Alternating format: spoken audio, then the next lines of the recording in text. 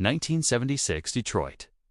The Motor City is running on fumes, and the American dream is rusting right before everyone's eyes. In the shadow of the Renaissance Center, crime isn't just a statistic. It's a booming industry.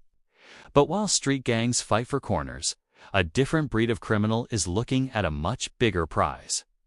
The National Bank of Detroit, a fortress of concrete and steel holding the life savings of a dying city.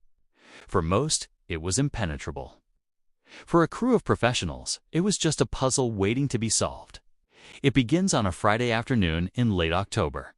The lobby is bustling, but nobody notices the men counting the steps. They aren't here to pass a note to a teller. That's amateur hour. They're here for the main vault. The leader is a ghost. Police files call him the architect, but on the street, he has no name. His plan relies on a blind spot in the building's silent alarm system, a flaw that shouldn't exist. Saturday night, the city sleeps, but the bank's basement is about to wake up. They enter through a service duct, bypassing the perimeter sensors completely. It's surgical. Inside the maintenance room, the air is thick with tension. One sound could trigger a direct line to the Detroit PD. The target wall is 3 feet of reinforced concrete. They don't use explosives. They use a thermal lance. It creates heat intense enough to melt steel like butter, but it's quiet. Deadly quiet. Hour 3. The hole is just big enough for a man to crawl through. They are in. The safe deposit box room. Rows of stainless steel drawers holding the secrets of Detroit's elite. They aren't grabbing random cash. They have a list. Specific box numbers.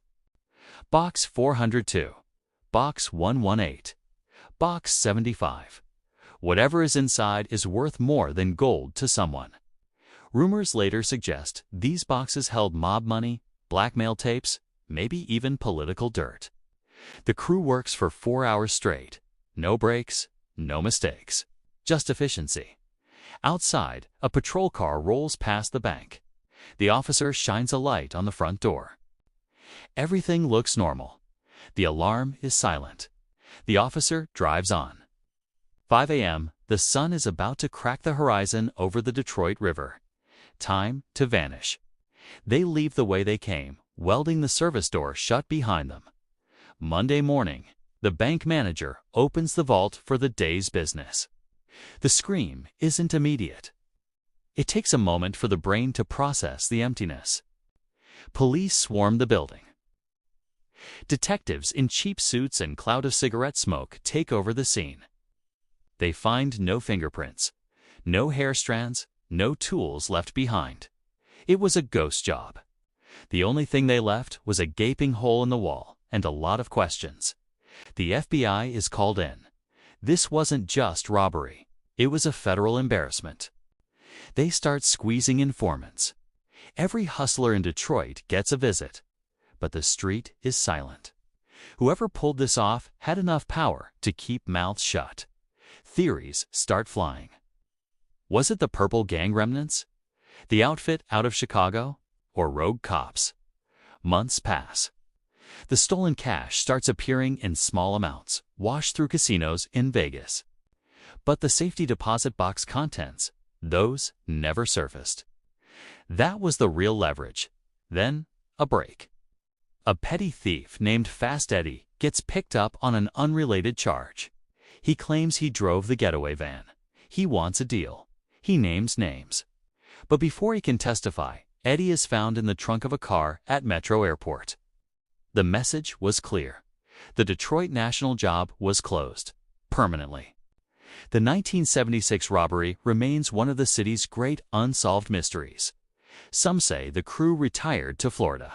Others say they were silenced one by one, but the bank never fully recovered. It was a symbol of a city losing control.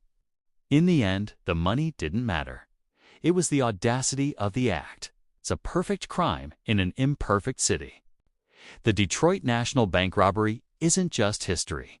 It's a legend written in concrete and silence.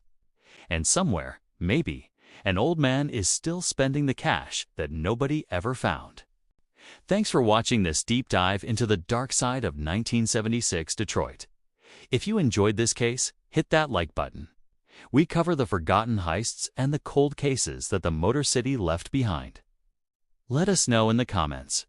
Do you think the secrets in those safety deposit boxes are still out there, or did they burn long ago? Stay safe, stay curious, and we'll see you in the next investigation.